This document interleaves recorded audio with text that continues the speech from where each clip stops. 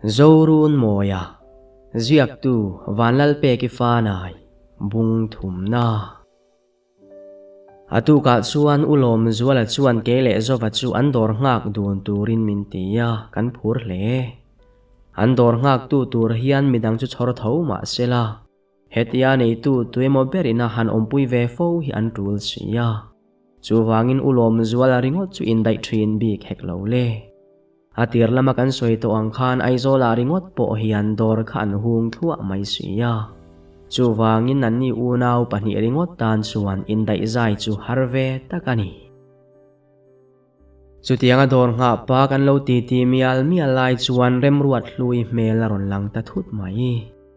chu tianga ron lang deuh hlol chu ke ni pani kan meng phok na sa abi kin zowa chu athong zual ni main ka hele ngal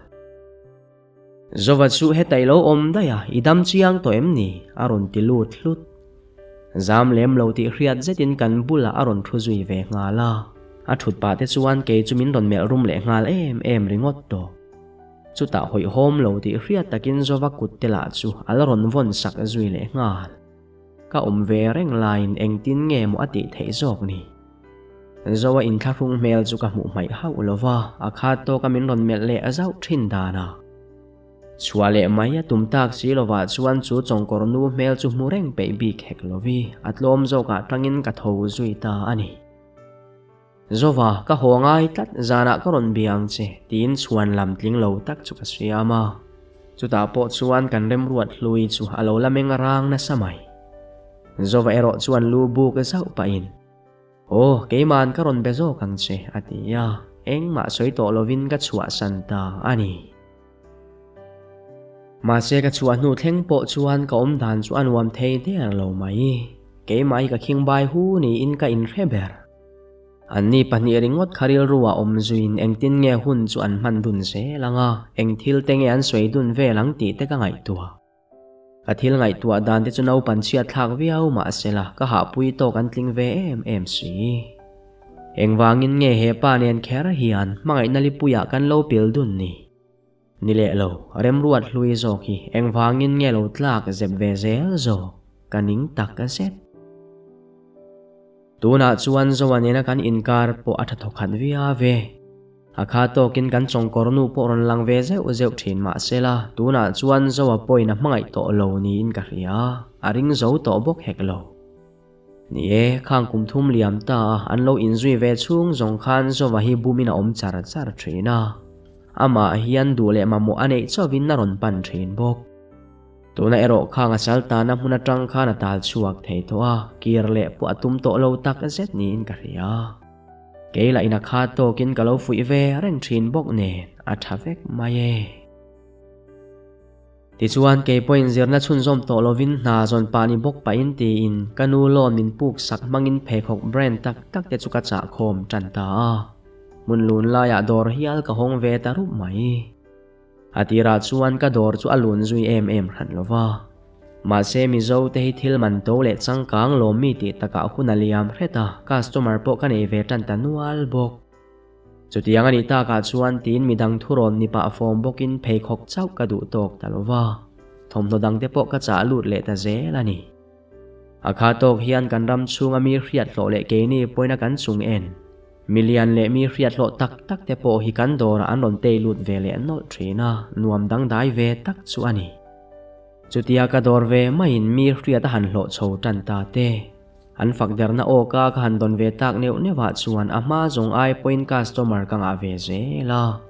thok tu po lak bel ve zelin pathian mal som na kadong chiang hle ti ka ria kalom tak zetani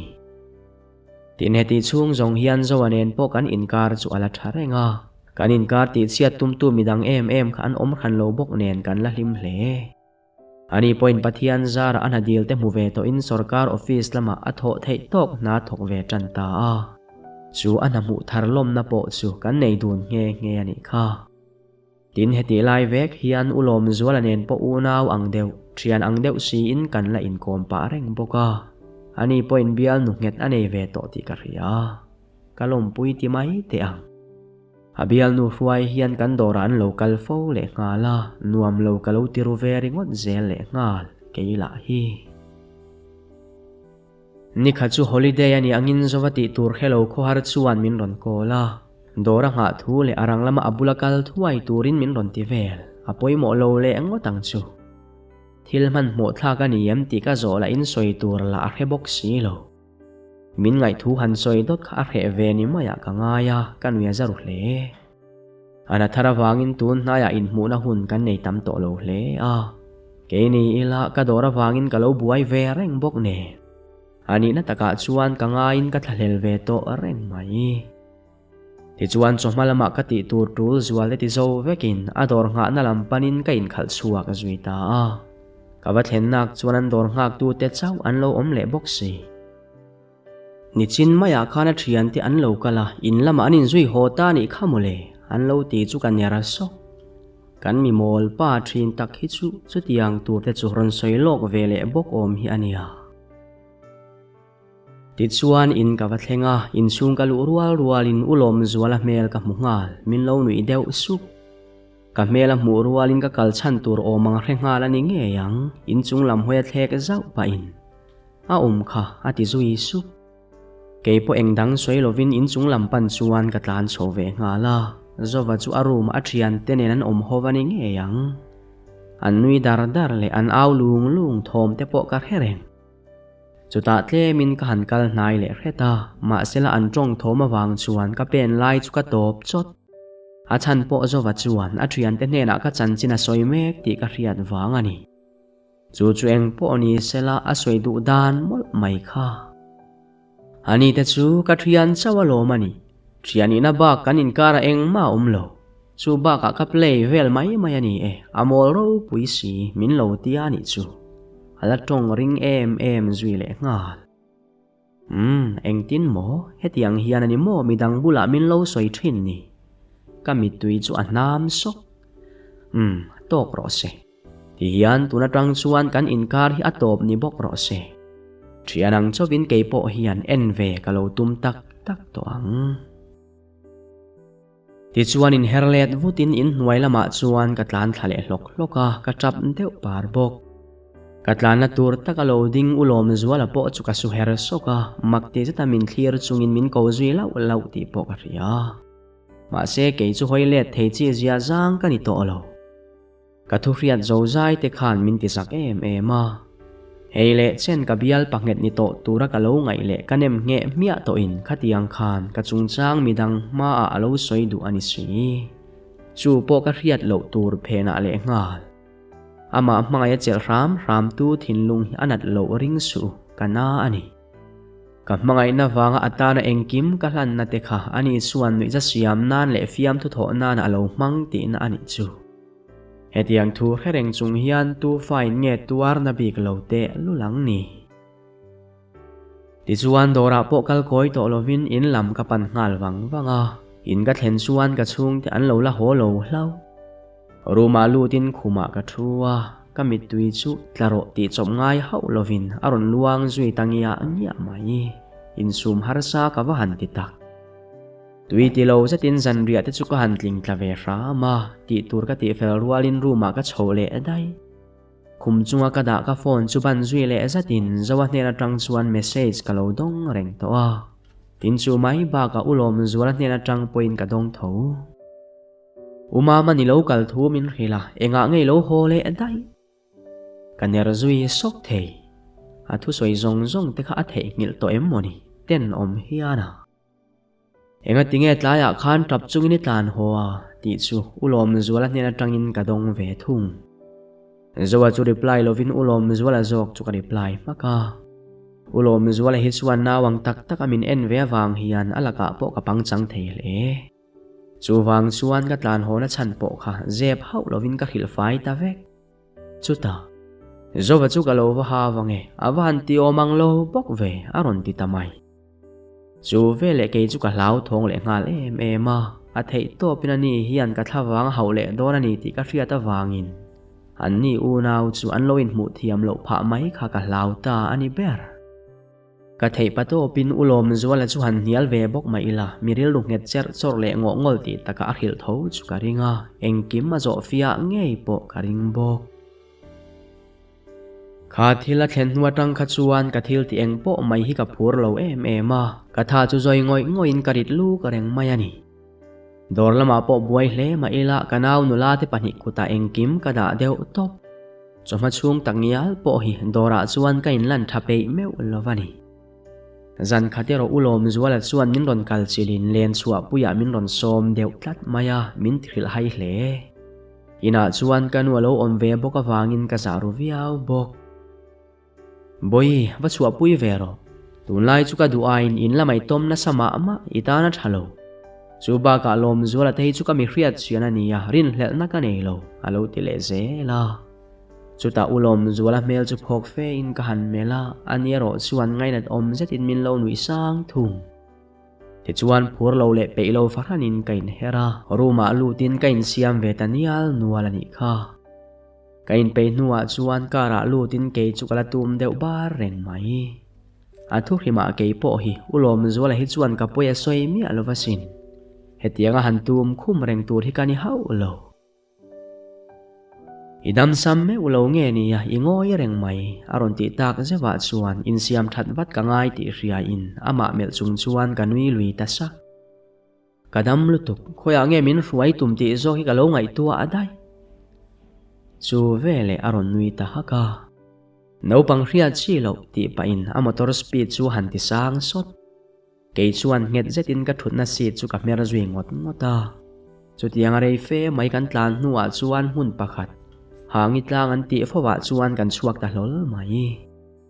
angai na khelo taka ka lo thut ngoi reng lai chuan kong khar chumin ron hon saka lo chuak la kan ti mai don nia aron ti le su o heta po soi thei thowang chu khothim nen ka hlawania ka lo ti nia ha motor chung chu a thoveng lo e mai local la ka veng tla tang che ati le tak ze la chuan ka chuak ve ta nge ti chuan a ming pu chan hangi lung len tlang an ti nge mai lung khok rok sei zit zet zau lem lo fakhan maya chuan min kai phei ta a khati lai ka thakhur na salut tu kharap thak takani amun ma rim chuan min rap ria wa chun kho en lai point ka kalngam don em ni ti tura khan ka ding mek chuan si ti chuan zoi muang amin thut fel tir le in kabul maya aron thu zui ve zat kan thut na hmun atang chuan aizol khopui pe eng war mai de chu a hmu theya a thoveng nuamin a moi dang dai tak a set boruak thiang kak mai chu du tho zetin kan him deuh wanga ka thoveng ta huai ni in ka hebok chuta ka in rin man ma hovin ka kut chu aron hum lum ta thur mai ka phule zok to amel churang zeta kan ennak chuan siang le uluk farhanin min lo en reng hi alo ni ya angai na ka khelo hle ti a hethiam nge ni thohokin min nui deuh vur dik tak chuan no pangte kanau ringot ang hian ka en thei to lo chi ani aron ti ringot ka chillem ri khol ba in umam enge thilom zia hi nang te chu ka ti lain ka mui khur dara chuan aron fop ta mai ka van meng phok chiang tak ma serei po min fo main kain la rang zui wata tumlok po ommi alovina maya chuan kala beng zui chutia ka hanche ta mai chu kain thiam lo zui le hle na a ka tilang to lem lo ka thut na mun tho sana kal mai kan tum chu ka ba na lo vuan chat no pangte I hret hiam lo vani kha kanau nena inin kar po ka heve vek ti chia cheu ka tum wang po ani lo vasin ati lai chuan ka hoile ta o hei ti chia di tum mek chu ani hi chu tiang ni lo sela khati khani che hau lowang I lo ten om hle mai uang tak takin ka lo en ve che a tuna chuan engkim tok to ro se min tha te ti in na kut chu ka thing tha ani point min dang zui to bi ka lo bok ma sela kan omna mun ka chua san fel chia ti in bike pakhathi ka ma a aron ding le deu un to ta keipo ka ding zui chat ma sela a helmet phela aron nui tak var chuan zowa ani ti ka rezui le ama awa ka tho ipik na te kha engtik line nge lo kiam tak duak po ka helo bai ka tanga ron suka kalam pana tu mek lai chuan ka hnung lam melin na meng thi ma zui ta hle a ulom zuala kha lo chuak phei ve chiani ti chu hril khan pa ka ngai to hau lo ka thin chu aphungal dupa noilam enin ka kun zui dai chuta min ron kalpel fuwa pa in ulom zuala chuan boya ilo ruai ho mai donia o ti in kar aluta min mel zui to mia lovin atlan ho ngal wang chu vele zawa mel chu tiam dai hian ka ba mela min lo mel thip ram kher mai i thian ten in chua ke motia aron ti zoi su e khayo kan in lama alo vakal ma sani don chian hi ka chua dona khan kanu nena thu cha in tu point ka kalna an zo chuan ka thian ten na kan chua thu lo khil mai turin ka ti tak kha mole chu po chu lo ni sela engtin nge helai muna hian kan om don ti kha ron riat thei ka ngai tua zui pe ri el lo ve chu ta adin na lam pan chuan ka kalta ho te ang ka muta chuak ka ti puat rang le nget farhanin ka bana bok min lo man be sakle amel chu ka han ena awahan meng thip tak ka unen khan heta hian enge in lo ti min ril ma sa phot ro isoi ma chu ka ruai hol wang che ati zui khar au kia tang chuan nial zui chiam chi khani in ka khelova athin rim lutuk tlat to eng ma kan ti lo I chan chin kan soi ka lo ti let ngat awai lo lutuk chu anui chuak hoka amui chu aliak zui hlap ka chan chin soi tu ringot in helai hi in pan mo dot min ril su mal som sa thudik chia ka hedu tu na hian ka phudeu zok ioi lovani le u kha zot la te nia kaning lutuk ti le ke kal chu ka rual tamai ka kal deu mok heti lai takhi chuan engma hlau ka nei lo ka thin rim ve bok mani thui po kala kal main kan hnung lama chuan a bike ron tlan ri ka hre chom zata atlan muang hle bok chuta ka bula ron din deu udut ba in kho chung thengi kal pe in ring mo ti in chim om zetina helmet kar atangin min ron mela anui thum hak po ka he thei ren chang let lo chuan ka malam bok panin ka kal zui le konga muang changin ka hnunga min ron zui ve zel ti po ka ria chu tianga ke lera kal tanana na chu arei deuh hnuwa chuan ka ha ve ta tewa zan khothim nen kaning tan ta hle ma se mi lulul ngang ti taka zowa mu lai kher chuan chaw le ha ang tak point kala du chin mi alo chutia thui vak lo ka kale nuwa chuan ka ma tak aron ding deuh thuta ka ke pen lai po chu atop chot chuang ro in ti ha pe mai mai khuat lai zelania aron pita that asoi dik ve reng ka lulul zara hun ka pai kwal vel mai ani kho chung thleng ke chuan ka kal pe tak don hau lo bok ma se phur lo le tha tho lo mel farhan chuan ka lon kai ve ta aruk takero in ka thin lung chu anui zui vur thung si ti chuan kho chung kan luta kan in zone kan thlen hnuwa chuan a ding chot ke chungoi rengin ka chuka kalmai ka tum chu ka kuta bok min lo man be sakle ms ka ti pal tak a set aron ti chuak sap chan let mai ngai na ka riat lo wangin ka ngoi renga ka in her deu ovut bok min chang ve don lo ti na mo aron ti zui le ram chuan ke mi lung lian ril ru hi aron chok tho thale ta alaga ka lo thin ur to na te khar het suak thar le in ka thin rim chu ka sa suak le phat mai min von na ku chu phi thak sok pa in nang chu thian ba ki ni lo ka tan chuan ti kha ni lo mem idu thu sam chan na chu I mu em ka ti let ve sak min chan let hun po ngak to lovin in chunga ka lu san zui ta ani meichia ka ni anga ka ven him tur ka thiang hlim na nei ve chun le ka za om na zong te po ui phal lova ka hlan khan ka tel lovina hlim zok zia tilanga ka tiang boruwa ka thlen to hnuwa po ke chu wang takin thian chau ka ni thuala soi par thei ani si engtin nge ol sam takin ati pal thu soi kha ka lo pai dam mai thei te lul bi kang ni kari luput mang tur hi chu ka meichiat puite bokin min hrethiam thei main karing tin ka thian thaber laka ka za om na ka khal chu ani ta te ra mei chenep tak le za pui om tak chu ka ni ve in kain ria ma sela ani kha ka mangai tlata sin ka mangaya ani chau hian min ti hlimin min tina le thei bok engtin nge ka thla hlen thei ta kang ni ni kha chu kan dora riat zuala aron lut lol maya amel kan muthut chu kanin hu kha to ziamin ti hret chuak azok adan ngai te bokina ron nui lut le vur kabula ron thut deuh sot pa in tinge dor te lo nga mai maya aron tiringot angai na khelo zetin kalo mel enge ni danga po ka nga kan sia kalo tivat chu vele achek zui deuh tlaka lal zova damdoi ina khai khremi alo tak em ni aron titamai tak mo engwangin mo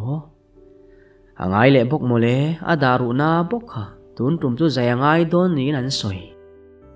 khayo adam doi kha thalo wani nge ya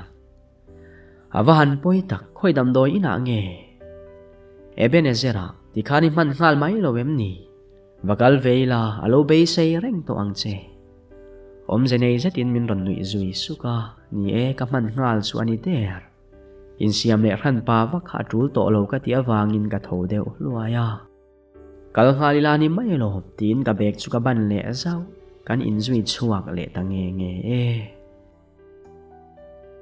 dam doin kan thlen lai te po chuan ka tha chu a khuru der thei hi ala ma se ulom zuala mel mu mai in be se ta ka hoi ruk lai chuan karin lo lam zo zovanu numa riati mel chu ka mutatai ham hai zetin riat zuala chu ka han mela ani thung chuan mit ko san a chungin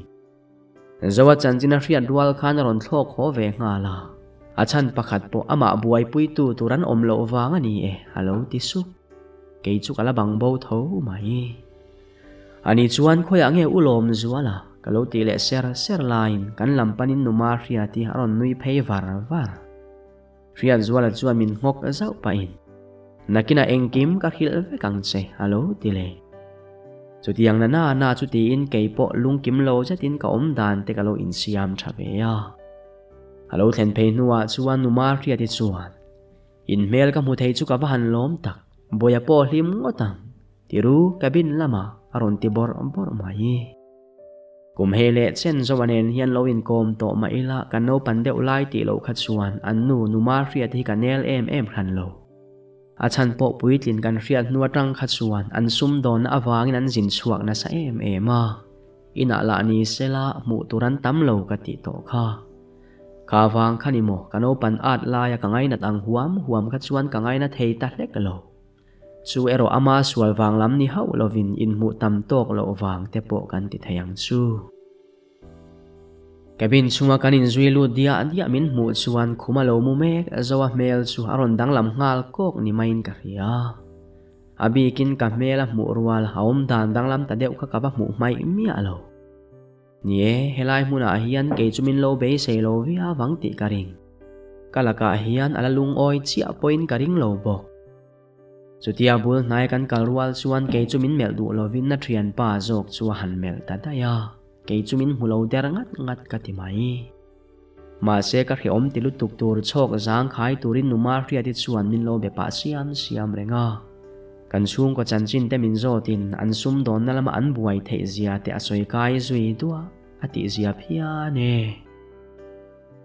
in kan hun na to pa kan ho don na ruaya numa riati chuan min ko ding le in ke chumin ron en takar mai sangte kha kol ka dong zo chia zanin chu boya hi lo ria pui thei mai angem le kan bung ruwa lo thleng do na midang hanrin turan om mi a box si lo ne I thei hlau chuan awa han lom om don tak aron ti tamai asoi zo rualin zo vanen chuan kan mit chu ain tong ta saka ka trek chok ni main ka khele ta ngal alo meng thip em mai chuan min ti zam le deuh bok ka wa han hre tak ma se nial ngam chi ni in ka he bok si lo ka thei karin thu soi ka tum mek lain ama zowa nge mai chuan ram mak hian riat zuala hian min ria pui sela ani mai a thei lo le ma nia ria po ka khe lem lo aron ti ngut mai ani chu a thu soi wang chuan midang ho chu kanin mel kual zui ngal rala ma se numa ria ti bok chuan ria pui han nei lo top chu ati chi lo chu ba ka mi pa ain me chia hian thil zei zia kan man zo ka sangte hian ria pui chero se thudang angai to lo aron ti ta hlau aruk tak chuan ka tho hok mai enge ka phurna le hu phur nei ain zat mia walom le chuta numa ria ti bok chuan sangte du le lo om tlang hal mai la cho pe tur chen kan nu la ka ron tir maya chuero I thu ni thung sela aron ti le ta ka chuan ka du ai rangin ka lo chang le ta wat ai ho kher po tul ka ti to lo ti hian ka tha lom ka thil ma mo turang po ka keng kim sa thap ka lo ti vel nuai kong ka bulading reng riat zuala ka va ena min lo nui tet mai ani hi chu zawanela kan inkar engkim revek tu kha ani ya ka dan han lai chekwal ve lutuk po chu min nui zat ti ka hai lo ava han chak don lo tak riat zuala le numa riat te an kal nuwa chuan boruwa ka re zui duk thei atu ve ma in tong chua ma sakan tu mi kho si lova ava han ha thak tak mani to ka thiamin ti ve le thil reve tok thokhatha in ngai ve in kop chu halo buai thak lam hretani chuan lama asira thut pa in phone te chukan khoi kwal vela akha to kin kamit sir le ral thin bok chutia phone khoi pa ril lak pen kalo tum lai tak chuan aron tong chuak tange nge damlo om pui tu ve si phone ringot mai han buai pui chule aron ti khangla kaner soka kamel zui ram bok ma sila in thunun le avatin enge mamo in em ni phone te chu a ho lutuk kan ti taringota chuta amel om dan mo chu ngei om vet tak hi ani min ten mel ngoya min luak khum repang ti po hlau om takani zo phone kha en le mai te kamamo lo che min ron ti le kherani chu natuar jok mani sela ka phi rep lo kha van nei tak kela mi thin cheve tho ti taka ka ding deu luaya ama chu ka mel deu ran bok idu le mamo chu soi mai la i mo tun din huna chuan min huan na kha da bo ri photte indu ve khanglang thei po ini lo hi ve lu tuk che hiana ka ti ta rep chuta mel put mang mot mai chu ani nui zalu tuk in sum hi ang ber to theilovin na ron tho chuaka ka zung don aron ti le muk khoi ani ka lo puyang che ka ti sok aban chuan min ron vai deu popa kal son te ka ti ve thei I phone chia khangai tu aro kain sum theina abo le ta dua ka tumlok em po ni lovin a chon puara tak ka chum sak ta chor chu vele ana tilu tuk chuan adar na po he chang to lovin a chon chu rak thot chungin na chu dom bet vata in thiam lo na hlirin khat zui ngal ma ila ka tilang du bik thak lo na tia wanga a then sok mel chu haiderin cabin chu ka chua san zui dai ma se han kal tau na mai tur ka riat lo wangin step pa ka va thungoi tareng ringota chutia rei po ka thut ma chuan zowate nula ompui chu tiffin khai na ron lang zui ta heu mai kalo omna te dai chumak ati ve deuh nge ni min ron nui sukin na chan te min zota chuan lam lo siam thuain boruak tha hip lo ka du thu ka soi ve zai a oi ve mai ni mia ka kal le ngal maya ina ka pia om si lo wa ka hole ngal mai lo chuan ti khan tui da vinin lo ei don nia ti in min nui sen sena min kal san le ta ani Tiffin kai zo nuwa po chuan cabina kala lut lok du lo chewa khami thin chepa kha hun rei lo te chung chu khrem ve hlaka ngai ni in ka hetlat amuthil nuwa chau cabina kalu tang tin corridora chuan zan tum toinan ka tei kwal se ka ringot to darkar kha chuang ma pon lama hun ka man nuwa chuan mut chuwa ka local tanta dim tak le film khura jata cabin kong khar hon riai pa chuan chung lam chu ka bi le dek phot alo thim thiap to mai karinang nge in zova chu alo muhil bal to chu tianga tui taka amuhil deuh bal mai ka mu ta ka chuan keima khongai na le lai nat na aron om le tlat kadu lo dan devin amel chu kan clear le wang phota atuk mai chu anjai hun turani to awangin zanin na chu do thei tak khan ami rok na te kha lo tuar hle leila thatur tin ka ngai tu akwal duwa damlo ompui tu zonga ka thin ramin damlo te dimlo ber kani hiya lang ti ka ngai tu thlen phei chuan ka in ten lutuka ka then sok thei eng po ni sela muthil tum ve photang ti in ka mut na tur lam chu ka pana kamu hil zui ve mai bok ma se chutia kamu hil tran chowang ti tura chuan zovana tua room ham thomin min ti har hlol mai ka thu chuak ngal zok amut na lam kan hoinak chuan le ani chuna tuar ti riat takina lo vial ngal mai adar na lam zo kha theile thelo vina lo dom bet ram bok kahar chuak thu chu man mo zetin ama po buai pui talovin doktor ko turin ka phit chuak nga la kabina kan le thleng po in anatuar chu alo la vial ngal mai si chuta doktor chuan zai ngal rum mai angai don ani hi ti in nurse lo om ve chu amit mei zau nurse pani te po chu che ngal thua in nor liat khum nen an lo let le thua ya zowa chu khum chunga chuan hlang sonin in zaina room lam panin kanin zui chuak ta sang mai in zaina room thlen ma zong chu akuta ka chel sakram rama ani point min lo mer nget kher bok ma sela in zaina room kan thlen ta ka chuan ka tan lu ve chi zia zang ni hek lo le thakur derin pona chuan ka dinga ka hlo thon lu ta ka thlan film bol trek te chu ka lo khe chang to haulo tikhana ni chu thatak le tluang takin an zayanga dampia lina ron chuak le dona lom tiangai tua zui ram chungin cabin lambok chu ka pan le numa hriati chu kan chanchin khil turin ka kol tange bok ani point rang taka ron thlen phei ve ngala tum thu min hrila cabin chu ka chua san le ka chuak vel chia ti nurse pakhati ka lampana paper keng wa chungin ron kala min nui deuh sun le ngal boy heta yani signature kha kan mamoa anu pui ni tho tiro alaron ti zui ke chu ka hoi buai tan to na sa ani nen hian thian thani na bak eng ma in zom na kan nei haulo chu wangin chu tianga chung ko ai owa ka ming lo sign ve ngot po chu ka du dana ni bok hek lo ma sela hun kha atep ter to in numa hriati la chu aron thleng thei mai bok si lova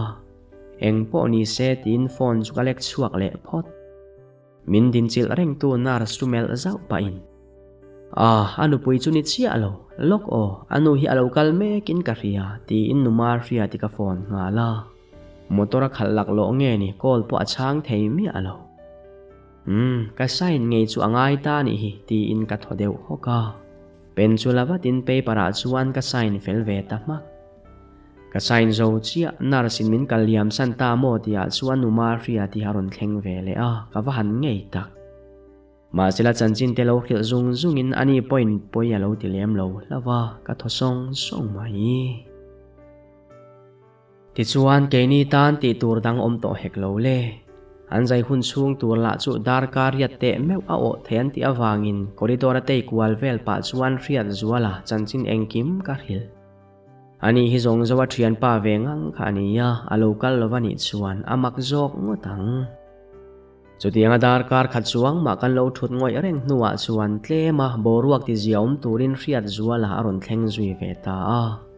numa hriati indom kun reng mai dar ron von sak pa in athiamang to kina hnem ve kau bok kebin chunga kan lu lai te chuan zawa mel lengot mai chu ka mitha an cham le peka zan lama kan in hial lai te le achon puar ka chum sak lai te anatuar mel te le amuhil bal mai mel te mol kha aruk takin ka tra chu chuak le ma sela hriat zuala a om ve tata wangin ka in su mangai ti ka ria zan lama tui taka lo mut thil na khum chu chul hau hawin alu kham po chu ka zu dal chuta hriat zuala o han thian khar thom ka hriat ta ka chuan ka hoi chuaka a mel kan en chumin lo nui vur chungin khuma aron thu zui dat zowa hi chuan a ve ngot che in ka ria aron ti supa ka hoi buai man viau na ma sela areilo ama bok ron tong chuak le in kanin biak le mu fu hlek to hi chuan I chanchin lo hi chu soitur zuhan thengai mi alowa atira soilang lo ma sela are nuwa ero I chanchina bok kan lut le nge sel aron ti le ta zela ka tingai na khelo chu ka meng tal deuh tap mai a chezong ba kin ani khan soitura khelo wange amol si kalo ti le luk to I reswal let der ani chu dik taka soi chuan rem ruat hlui nen po khan khati khop khan lo in zui re ve I riat angin ani le ke chu kanin kom na sat em hi arem ruani chanchin kha khang kum thum chung zet khan voi ni ba kabula soi chu om poi ka khelo tlat nang ve thung hi chu ka soi to ang khan arem na huna piang a soi chuwa kani ber in pani in kara thil thleng te riat lo ka nei to lo hi lang tum lo dewa in chet sual dan le anwa thil thleng zong te ne chu thua soi lai chuan ka za em awangin ka lo sa deuh pupa a mel tangyal po ka en ngam to lo Khatia uma mana lo nim nai ve deuh cheni om a hriat te khan aril ruana ema le lama uma ma chu apian pui u nau ngei ni in au pa zo kha lo ni le zel bok ne atan han khin let chia memo be let va khanuam hek lo le khati hun lai kha chuan kei po hian ka thian pa wang liao in ka ngei ve man deuh che chu wangania ka stata sa po I mu thei turin rem ruat hlui ne na an thalak dun na ka ron man deuh kher ni ma sila thian pa khana hriat rual in delete le wat turin min ron ti ta sia ka delete le ta ra mani tuna adam lo po hi thian pa min ngen na angin nang chu ka ron fril che a rem ruat hlue ro kan thil ve ta lo thum revai sela zong aron lan na are le to khopang chuti lai chuan ka lo in rola chutiang taka min veya min a chil hle si chu engwangin nge ka bula soi chua wat lo I mo voi engemo za ta soi chua hun ngak le be sein ka lo clear to asin ma se pe hel zelin be dong bokin min siam le thri dik tak chuan abial nu ni tur hian min du lo ni main ka ria chuti rual ro chuan athik thua pe chem em zel box sia karil ru kha ti buai ve tak a set tin voi tam tak ril ru na le thin remin min da to bok ka lo ti ve zung riat zuala ero anui du lek chawa arum taka ka mel rom chu mulovin aron tong chuak le ka thian pa nung chang le mi zia engkim te chu I hret chiang ve veka mani indu tok le chapo ve tok tak midang te hlim na le that na tur zok ani phot chuan ani chu inda bo thiam le dai thinang chi kha ani bok I riat ve veka midang han ti ma sakwam te a khe hle thin ti po chu mai ba ka rem ruat hlu I point a try ma sa zok ti te po ila riang chu nie chu tiang te chu ni te lul mai ma sel ama lo hi be se na nen midang ka mel ngai lo hrim a khe ve reng ka engkim mai hian ama chau hi an ngak thup ti te po a hai derani lekha ka ti le mak I lo mol tak takani hi mole khati chung zong te a tuna po hian alaniam ka khebik lo atan hian I ril ru le thin lung zong I mangai mi alo ngai tu aro ama iswang tuana le ngai tuana te I ril ru I thin lung engkim kha I pek tok lo zia chu a chan chu mo ms a changin bial pa I nei sana ama unau pa ngei mai ne nin be fo bo inin zui all hek lo hang zong khereng chung khaneng tin nge thin lung dam takin ka thian pa hian aril ru dik tak chu a khil ngam te lulang cheni ka thian hi ka tan wanga ni lova nang hi dik tok lo zo kani soi chuak lo turin min tina a tuni soi chuak hun nin ka heve tlat englo ati mek lai chuan mi tuitling pia vin ka lo mel areng eng chu mo ka lo ti khor dar nie atu soi zong te kha an dik vek ti khereng chung khan ka huai sen lui thei to ngang lovani tu na hetia zai pui meu ato na chan te le uma ma jin bo le dai na chan te hi khemia alo ti ro aron ti le ta ka chuan ka phuzuk engmo I ulom zuala te chu jin bo fo thina ni ya abak eng thil nge la om vak tin na ma zo po adam doi ei that lo wang ani mai lo vem ni alu chu athing deuh noka thileng kim hinang ma wang ani ti pom mi ala afel vek ani mai eng wangin nge ke ma wang ani ngotang ti na ma chu kamel deuh rama kalom vak lovani oni tuna azai pui to na chan hi chu dam doi ei that lo wang chu ani te meu mai ma sela abul bere ro chu nang ma avekini a chan chu mo nang ma awang hian ni tin zan tin khan ril ru aseng fowa ril ru ha na le thik na men lo tua reng khan a huna mangral ve fo thri ami thik berla chu a chen puya u nau pa lo ni kher bok ne chu ti lai chu eng dam doi te nge phur tak le thatho takin ei thei sela hi lo ti reng ni chu mai ba ka khamisa hangi lung len tlang uma manena aron phok zana tang cheu khan engkim hi adang lam le zual ta ani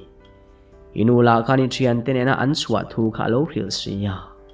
ma se ti khana unau pa nen ngei mai fian riala khan ron mudun le ta box si chewa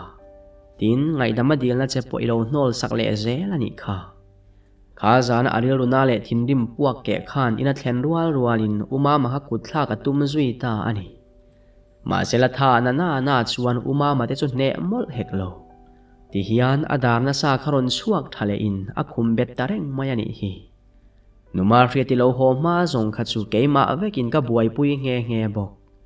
achan chu uma ma po hi mi palung lian le ngol ti taka khatia naw zo kina cholu tuk tak maya han be kha ama lo lung oi sa vak bik lo nen alung dam hlei thei tat lova anu zok chu cha ho in aniero chu ajin bo le ta ani khatia an in lamak anin enkol chung zong po khan i minglam hi abang thei meu si lova tui ti takini chanchin hlira soya achang le anuya achang phei chuan ami tui te hiala tlave thina sin chu thua soilai chuan ka thodeu hok mai nie kanin mu nun ber jana khan karil ru tak tak soi chuak lo mai la alo dong song tu ta ne ro anak khal le ang ti chu ka ria achan po thu top kha soi chuak ve mia vani ma se khatiang thil soi chuak ngai khopa min nor kal tu chu ama tho hi ani ve tlat ani khop mai ma se khatianga tong khum tur khan amaina zir ma save e mani achan chu ama muturin min kova ti chuana room athian te ma ngei mai ke chu athian ba ka ni lo thu kha fiam thu ang mai na lo soi chua ka sin engwangin nge kanat lo bik te lulang ni kan ti le chuan rian zuala chu achek deuh tlak kan ril ve kang che khamini isoi ni ya khan dor an lo ngak char che a ma se keile hlu te a Samuel te ho ne na kan valan ve ta ka khachuan ani thian de da poimo ma saber thin ti taka hanlem zau tura nei thu soin an in lama kan in zui ta dial ani kha chanchin kharon ril lo che atum po ani lova kha chu ke ma ni thiam lo liaw ani englai poi chanchin le mi lam ri reng chu fiam kan chak tlata kan bula hun na man chung rei lo te tal su i ming le chanchin soi lo turin kan te bok ti chuan ruma zu kan in ho ta kan lu han hai deuh ta ka kha chuan fiam ve hrim kan du awangin nangma kha thian chau ini thu te voi khatal fiam thua soi chuak ve turin kan ngen ta a soi dan tur po kan ril thap hetia kan ti chan po ka soi to ang khan thian hoa kan om lai le zel po nangma ringot angai tua thin che kha kan ning ve ni berina ria ti chuan soi tur chu ril ang zel ina auring ang reng hle mai sia chu la chu nang la kha ni lo khe fu le chat mai bok si a fu lo ta vel ve kani dik tak chuan dora khani va mulowanga I ho vele mai tura kan lo ngai zo ma se uma ma khan ru ma ron chovin tap chungai tlan ho tak dan zong te kha ron soi ta veka khati lai zo hoi buai le in thiam lo re om ti mel mu nom lo zia de tak kha aron ti le ta ka chuan keipo ka tho ipik na ata chu ka ha dam ta huai ni in ka in ria ni ke mi mol hi ti atin ka lo om charani he ka thinlung hian zo ming chu lam ri fo ma sela kil khatamia ro hi chu midang lak alo uire ve fo thung si rian zwala soi ang nge khan zo wa hi karil ru zong ka lo petok ngai lova thei top tak mewa ka ngai sak na le du sak mangai na la ni sela adong ngai bok hek lo ka mangai ka ti ve te po khan le lama uma ma alo lan to chuan ka buai zo le vek thrin ani kha min ngai tua ve lova min ve thlot love mo ka ti lai zong po in ani thung chuan a thian de tar ne om zo khopin ka chanchin chu a cho tui bera alo nei reng thin si ka khe om ti le in thiam lo lu tuk chu ka mi tuya tla deu pur to karil ru chuan zo wa chu ron chuak to mai se ti chi angai tua to abula ngai dam dil ka ngai tak a set na sa ta ka ngai dam dil na le ka mangai zia ti lan na en kol le a akut pa tak von sak le to kha ka cha kani kan ngoi dun wang nuwa chuan ka thiam lovani azawai khan ka ti tham tria ka riat zuala po lo nui sakin min ron kwa ta le thian pa hian ti tak zetina mangai che ani ti hiring hlel su ir hereng don nia aron ti su nie ka pome chu ka pom fel thap karin hlel reng thina wangin keima le keima ka lo in ta re oma hun tam takalo kaliam tir chu ani reng si zowa anjai hun tur dar kar po chu alo zo vele ta der mai har chu hun ngakin IC wa kanin son pheile phot MS friata har chu ala hun lo boka in lama inti fai pa invite no puar te ka du dewa ma se hove phot indu ero chuan ka ngak thei reng chawania numa riat inaron ti chuan kan lo thing deuh nok noka ai numa riat va chol ha dam ro ke ni chu tun ai hun rei poi kan la om char char the ania kanu po ka khil veka local ve tum nge bok tin zawa thian dang te po an lo thleng tre pang ka ti ta ka chuan numa hria ti po anui var ti chuan min kal santa a tuna hian tlailam dar nga vel ni in zawa chu engtik huna ngeron har chuang ti ka ngai tu aneu zandar galorik le meu chuan kanu le kanau te thian dang te po an ron lang ve phak mai tle min thla po amuang ta deu ti chuan dar sari alo ni ya zawa chanchin engma hriat tur ala om talo fo mai ani dan tur ve renga ngain ngai han ti that lo na em po kan nei chuang lo ma se dar kuwa taknial po alron har chin ei lo chuan min ti thaphang tan to aruk tak chuan kan omanuam lovin kan ngai chu a thalo ru thum to ani numar hriat ti churang takin doktor hnen atlan thuaya doktor te po an ngai chu alo thachia to big lo ti an om dan a hriat thei an meng phel deuh phung hlom le tanga rang takin engkim chuan en fel zunga dik lo le fel lo eng ma an musi lo thodep in ICU kota chuan kan om khom far to a atua te ma chu han tong le ti phung leng han vor kwal pe po kan om ta me wal lovani zan lai dar som pani alorik nuwa po zowa chu alare vung mai olalpa ka mangai le thian ni bok nu nei min lak sak lul su khongai takin min pelet le ram ro tin kut sui me vin karil ruin ka tong trai mol numar hriati hlau thong le mang ang po chu ain su deuh hlap reng to chutia kan lo om tlok lai chuan doctor le nurse chu ICU chung an ron tlan lu ta khup mai le eng thil nge thleng ti hriat tumin ke ni ho chu kan lo phu deuh suaw man rang zetin ICU chung mu theina lama chuan kan ding ngal fara karei le a chung ka ba mu ve meu chuan ka thina phunghal dup thei zowa chuan mit meng chuang ho si lovina om vel chu alo sep dora chutianga omlo ka laka chuan aron tho chuak le roi thin bok chuta kabul maya ding numa hriati chu aron tap chuak ta a midang ho po chu eng ruai kan ang to lo chung boruak zo zai chu ka tor thei to lo wangin cabin lama ka tlan phei ta fata ka mangai hi aboral donani point anuk chat lai chu mu ka du lovani cabin ka rualin khuma ka bok zui thlop zowa thisu ithidon lo tiro nang chumi chak takini kha engwangin nge hetiang yani omtak mai ni ichakna zo zai te kha som khom le la lo har chuak le ram te heti lai hian thu thin thong takin min ron deng mayang ti ka hlo wangin ka beng chu ka hu pareng bok chuta cabin kong khar chu ron in hong ri tria train tuemo hlim thlai ka wa muzui zata mit khap lo le ka chu thil ka lo en vung lai chuan hlim thla chuan min ron hnai zel ani ti po ka ria ti chuan ka bul maya ron dingin ka sam chu aron chul zui ta heu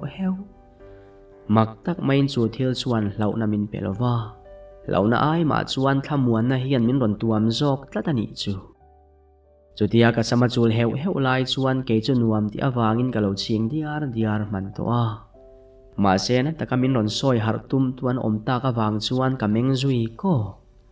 tho phan po om lovin ka thu chuak ngal zoka kabula hriat zuala alo ding reng chu ni in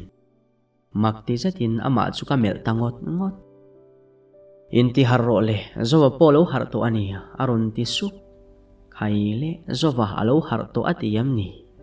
hei hi kamu mang chu ani em si lo mo nangma hi em ni ka samaron chul tu kha kalo ti le dai ai tu ma kabin lama kan local hle ne en la khuwa po avar trep to tin tu ver lam chwa hoya nie cabin ka tlan lu lai kha chuan zan lai chowani chuta har chuak le zokin riata zowa chu har chuak to tak em ni min ti der si lo tiro ka ti le ram o in ti der na chi po ni lo hi choi kham lama cabin ron son luan tuma numa riatin cabin hi lo sing sa fel deuh turina du che kha ti in ron nui su chu vele kalom lu tuk om dan tur ber hello chuan rial zwala chukan kuale arimota ani point ka hnung zang alo beng thek lalpa kalom tak azet zawan ka mel alo mule azet chu atra chua mel kherin ka ria min lo mel ngoi ringot dim te akuta chuan von sakin ani poina thanei angin min lo merlet ve sal ai siwa chuan rei po om lovin ka chua san le ngala kabin ti fel fai turin chulam bok chu ka pan zui le kan soilok to angin nars pakhat hian khumpuan pha tur fai sa te le mamo dang min ron pe khoma ti chuana kabin chu kalo ti fai sak ta hliawani atul zual pui ka zo nuwa chuan eng thol ti hriat taka thodeu ham chungin khuma kan thu zui noka chuta eng thil nge karil ruwa om ti po ka rebik lo khumbula lokar chu en chian ka chak tatlat lokar chung berkan hon chuan eng em alo om lova zowa phone le charger ti vel ba ma sila anhuai chia kan hon le nak chuan kameng phok na sa hle ka thil mu chu eng dang ni lovin lollipop thanem tham fe hi alo omani chu eng wanga chulai muna chuan lollipop chulo om ringot nge ani ang ti ka ngai tu line riat zuala bok chu aron lang le ta engei lo en le vung to aron ti chuan lollipop ho chu kalo ko ringot min ron din chilin ka thil ko mu me karon en ta ka chuan anui ta hak haka amak tak takasin trian pa hian thil om jenei lovin eng ma atingai lo ti lan tir tu ani mai ti in om jenei zetin min ron mel aral ole tuna chuan kaman thiam ta chia nie tun ma zong trian dik tak nga kanin kom thin lai ta to zowa hian mezial tangyal po hi azungai lova ma se kan in kar lo dang lam chho tak nuwa khan voi khat chu azial pet lai kaman fu to ani kha kami tuma khan azial chu pai sakin lollipop ka peta zok bok ka het suak le ta war mai emi ring pa hian min lo du in min lo ve tak zetem ni kalak he chho mol don ni inalang ti chuan cabin lama kanin sonta kanin om chot hi ani ber mai voi khat zowane na kan lo ti mel lai chuan kongka hi aron in hong thuaya kan van hoi rual dun chiang tak chutia kongka ron hong tu chu tu dang ni lovin rem ruat hlu i nge hi alo ni ke chu kalo nual zui roya kan pani mel ron mel ton zak chungin aron nui sang mai le ngal oi ka boi duat tun lai chu ka buai dewa idam lo ti po kalo reng lo ti in zowa bula aron thungal sot ke chuan men ngai na reng kalo khele pek to lo zowa eroin ke ma zok chumin mel reng ti ka ria chu ta tho thutin nuai lam ka mel deu reng bok ti khan loin kom ro bo ruak thra ka wa hip lo ka nge tin cabin chu ka chua san dai kan rul puinu om chung chu tin stepa bok ka wa thule taringot dik tak chuan khang hun har sa zual zonga khan tunge buai puya omchil tu zo keima nge hi ka nilovem ni hun khir zuala liama ti hian anuam china lo lang ve in thu nei aron tum le ngal ringo tangmo teu lo mai chuwang chuan nuam tak eng thol takin ka da dun tur bi ka ni lo ti ngai tu in ka thulai chu ka tho thut ma se cabin lam hoya kain herle lai takin rem ruat lu I chu ka mu thuta ding khong la in room em in ke chumin lo mel areng ani chu in siam thawatin kalpel mai ka hantuma ma se ka bana min lo man choi mai engkim chiat na chan hi nangma wang phiang senani milak tlak lo tak le thian hing putlak poini hrep lo hi tin ka ban chu a phi thla soka akal zui dai oi eng thil nge mo kabin chunga khan thleng ni kan zowa chuan eng tin chia nge mo alo ti le o angai na khelo zet le lom ru tho sin cabin chunga chuan kawaluta ani chu alo nui var pakhat la thindim eng phiari na ron chuaka heta pakhat la lo hlim em boxi tuna chuan hun alo liam vele reta ani po damdoi na tanga chuak to in abani ro chu ala or azui zel thova ke poina kha tokin ka tlo ve fo bok ani na taka chuan ka ezon na dorte po ka hlam chi arei ve deuh to a bungruale mamo eng ilo cha khoma hun ka man te po alo tu le viau to nen zowa po ni tin ka tlo man talo tuna chuan ulom zuala jin po lo let vele to in nupui huala nei thu po aron puang zar tarup maya ni chu ke chu ka tho huaya ni tuna tang chuan zowa tan tak chau nung to tur ka ni an unaw hian an dam chung zong chu in mangai takin khosa dun to sela kein zowa ka mangai na hi von nun reng ka du bok tin kan kara chuan eng thil dang ma hiron tlajep velo se ti hi ka du dan ani min ti ha thin lu lai mai ni kha chu in lama kan buai deuh wangin dor chu ka thleng tlai deuh hleka kanau te an om tho wangi ro chuan ka ngai tua lu tuk ran lo chutia dor ka lu chia chu kil khata hian an lo bor lai ti ka ba muwa me che pakhat tong deuh long thom po ka rezui zat angai na khelo zeta an din khom na lam ka thlen pheinak chuan chuata kan thom no jor then khat te chu alo tladar nuai mai ti ka ba mu tin rem ruat hlui mel ka mu chun zom le ta ka chia phei chuan ka sa deuh phat thil kal phung omang chu ka rengal ruak bokin ka ria heile an thiam puinu po alo thleng ta lo thian te hau sak zar zo dik tak mi ring za pui om le zak thelo lutuk ni bok chu ti in rum el khenin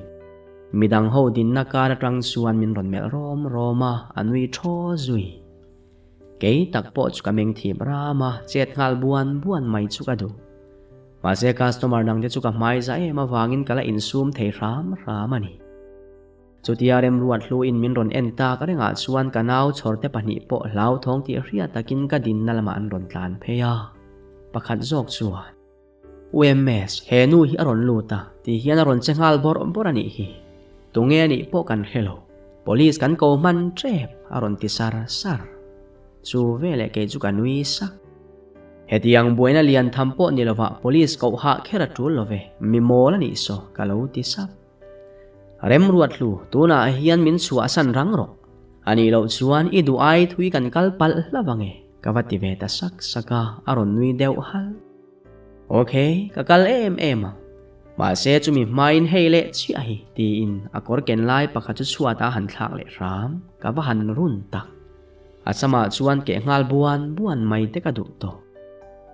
engwa ka dor chung po za lova hetiaron kho satawak mai hinge mo ini le ka ti le ta ka chuan akal lai chu ading chota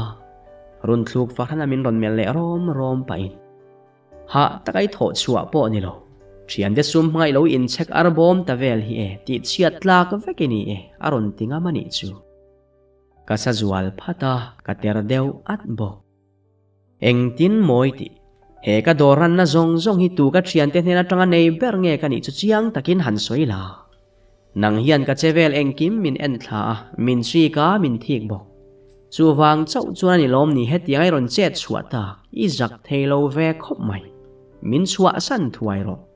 ka soi hnem lutuk ma le buaina lian tham zo ki to ma hian ka ti tak hrepa chuan a thian nu ni om takina ron pot ta min chua san fel ta ra mani a chuak chi atin ke chu ka thodeu hak rep tak hiana riat chian nei mang si lova min ron ti mual pho te tum very ngot mai wai sa reu lutuk ka thin rim le ril una box si chuan thil engkim chu zowa hne na ka ril chhong le ta veka ani point ma ka lo ti hle ma sila pong por zonga min fui zui lo wangi ro chuan rei lo te a kadam chok chil vele mai voin chu lo leng pheila ke kala chuak the box si lo ti in a message ka donga kanwi zui sak arum kong ka chu ka wa hong dek ka khuma alo thumek thung min la mumia alo zui thom dim zetin ka bek chunga tang chuan camera ka phor zuya khuma amu mek chu ka var phein hei hi ka bial pa zorun moya mi mol le thin chetak lal fa pai mo in ti tat bok pangchang khat tat le kalom em a chu ani hi ti in ka pan nai sela ka tong thom ria in ani chu aron hoi wata aban dam jok chu ron phar chuakin ka camera ken lai mai chu aron hup thim zui ta mak kan in kuwa kan in fop vong